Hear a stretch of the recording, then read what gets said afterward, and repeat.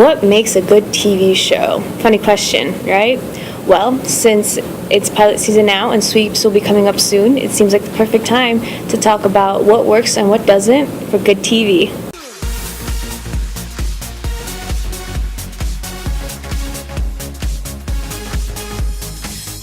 Let's start off with the positive and what works. One of the main things that works for a good TV show is that it has to be interesting. It seems like a simple enough concept, but it's a lot harder than you think.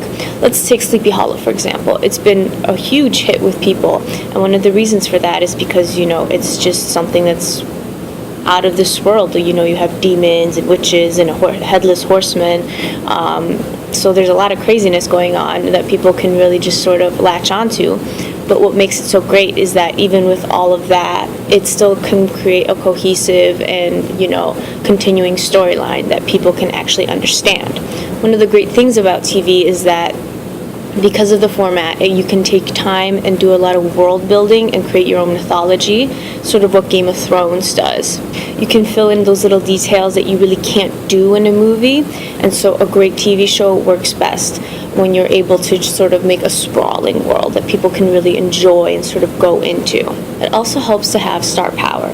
So let's take the Blacklist, for example. One of the reasons why it's really doing so well is because the writers have James Spader.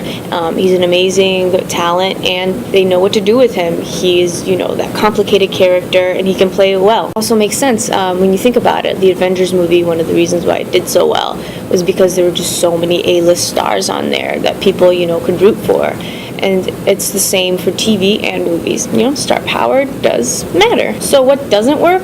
Well, let's start off with the first one, which is that you can't focus on one character. TV is usually an ensemble performance, and so you can't really just put the focus on one character or one couple. So a great example of this is Friends.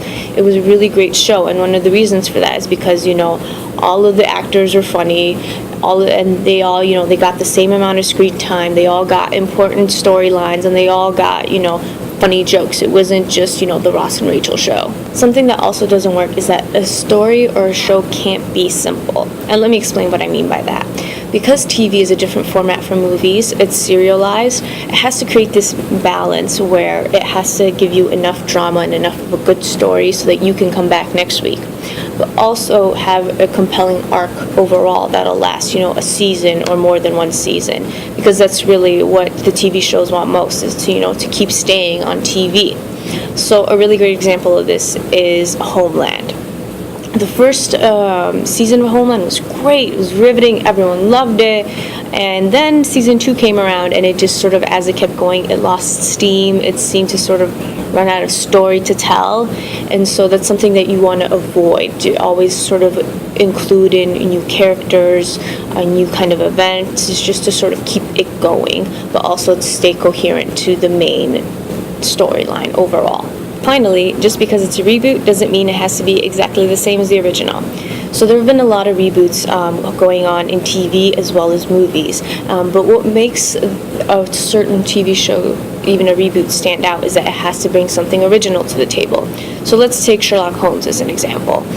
There have been a ton of movies and shows about the main character.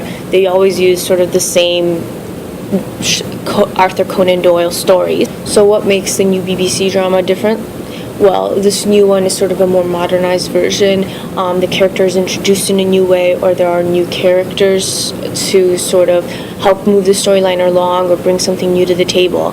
And that's sort of what helps for each show to stand out. And the same can be said for shows overall. There are a lot of TV shows that have sort of the same basic premise. For example, let's take a cop shows. Almost Human is a new one. It has a pretty similar idea. Two cops. One is the veteran who's a little scraggly, and then the new guy. What makes it show Almost Human different is that the new guy is a robot. So see what I mean there? They always have to sort of bring something new for you to stand out. Let me know in the comments below what your favorite TV show is and what you love most about it. Look forward to our next video next week, but until then, like this one, subscribe, and I'll see you next time.